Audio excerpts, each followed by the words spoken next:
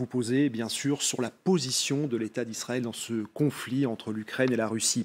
On parle beaucoup de flou, d'ambiguïté en ce qui concerne la position d'Israël. Clairement, et ce sera la première question, sur la livraison d'armes. Israël va-t-elle aider l'Ukraine ? Depuis le début, nous luttons pour la juste cause de l'Ukraine et nous espérons travailler dans un monde plus sage et nous restons sur notre position et nous aidons, mais nous ne fournissons pas d'armes. Nous ne pouvons pas fournir d'armes, bien que je pense que on peut aider de bien des façons. Nous avons commencé à construire un hôpital en Ukraine. Nous avons invité les blessés, tout particulièrement ceux qui sont amputés, qui peuvent venir dans nos hôpitaux de réadaptation, et nous envoyons beaucoup d'aide humanitaire vers l'Ukraine. Sur la position défensive, Madame l'ambassadrice, votre ministre de la Défense, Benny Gantz, a dit qu'il allait potentiellement fournir un système d'alarme pour prévenir la population en cas d'attaque de drones ou de missiles. Est-ce que c'est toujours d'actualité et est-ce qu'on ne peut pas considérer ça comme une arme défensive que vous envoyez à l'Ukraine ? Nous n'envoyons aucune arme à l'Ukraine. C'est ça notre attitude. Cependant, nous aidons de bien d'autres manières et il y a des façons qui ne sont peut-être pas remarquées ou connues ou qu'on ne fait pas connaître. Donc, je ne peux pas en dire plus que ceci. Nous ne pouvons pas oublier la position tout à fait particulière d'Israël. Et en fait, Israël a une frontière avec la Russie en réalité. Et quand en Syrie, il y a les Russes, et les Russes sont là et qui disent ce qu'il faut faire ou pas faire, et ça joue. Et si on veut une coopération avec eux, alors notre défense serait modifiée si nous nous y attaquons. C'est une ligne d'équilibre effectivement très très dure à tenir. Est-ce que vous comprenez la position de certains Occidentaux qui, on va dire, ne sont pas forcément d'accord avec cette position et en réclameraient une autre de votre part ? Oui, mais c'est pourquoi j'insiste sur toute l'aide et le soutien que nous apportons. Et je ne crois que notre soutien est beaucoup plus élevé que ce que font d'autres pays.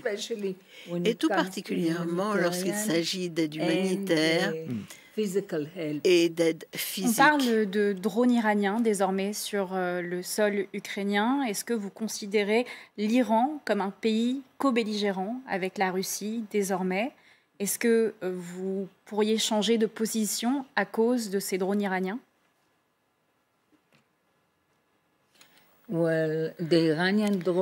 Les drones iraniens sont très menaçants. Et nous voyons en Ukraine ce qui pourrait se passer en Israël si l'Iran décidait de nous attaquer. Et nous voyons comment l'Iran est dangereux. Et c'est vraiment le moment. C'est vraiment une possibilité d'alerter l'Occident contre cette possibilité de risque d'un Iran nucléarisé. S'ils ne sont pas nucléaires, ils font déjà ça. Imaginez ce qu'ils feront s'ils ont une bombe nucléaire. Ce serait la ligne rouge à ne pas franchir. Quelle est votre position justement par rapport à cette entrée en conflit avec l'Iran sur ce terrain de guerre ?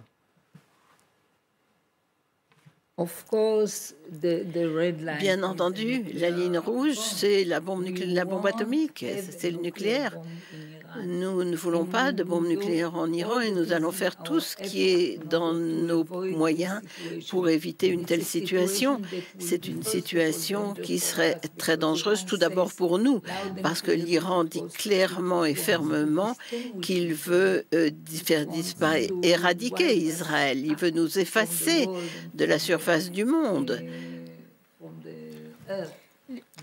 Mais ça va être une situation extrêmement dangereuse aussi pour l'Europe et pour le monde entier.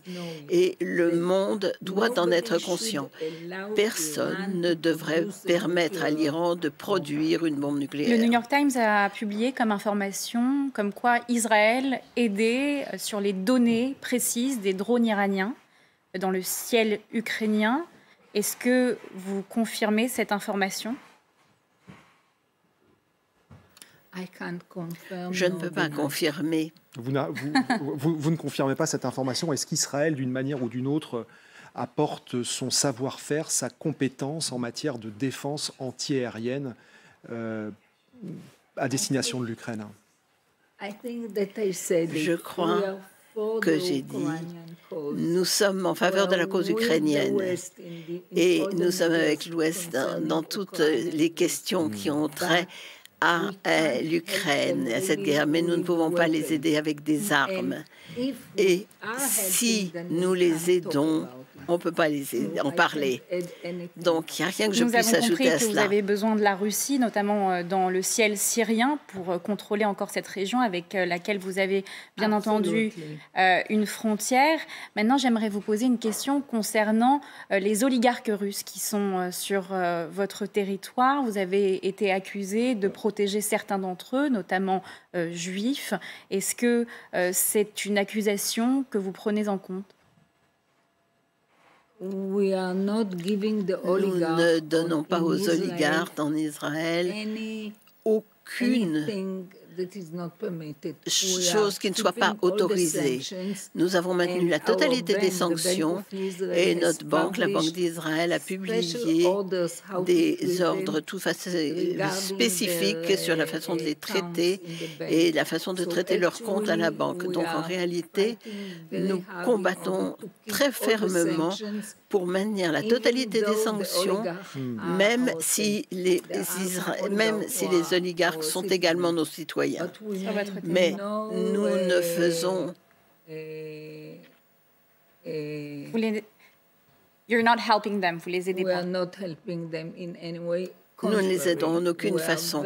Au contraire, nous sommes extrêmement stricts dans l'application de la totalité des sanctions. Merci beaucoup, Yael German, d'avoir été avec nous ce matin, d'avoir réaffirmé sur LCI la position de l'État d'Israël dans ce conflit, bien sûr, dans cette grande zone de tension qui anime cette partie du monde. Merci d'avoir été avec nous. Je vous remercie et bonne journée. Et dans Merci un très bon beaucoup. français. Et dans un très bon français. Voilà. Félicitations. Le prochain fois En français. C'est ça que je dis. Et tout le monde comprendra bien. Merci beaucoup, Yael German. Merci. Bon